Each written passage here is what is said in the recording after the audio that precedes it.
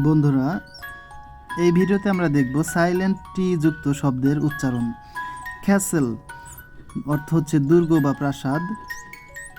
ফাসেন অর্থ হচ্ছে লাগানো, আটকানো বা বাঁধা।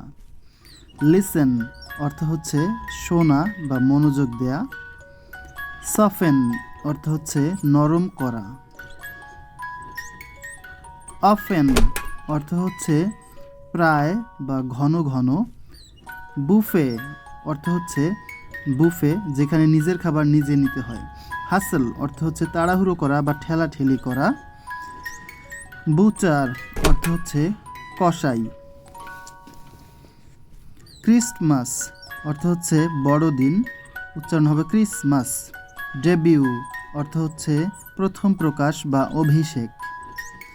মর্গেজ অর্থ হচ্ছে বন্ধক রাখা।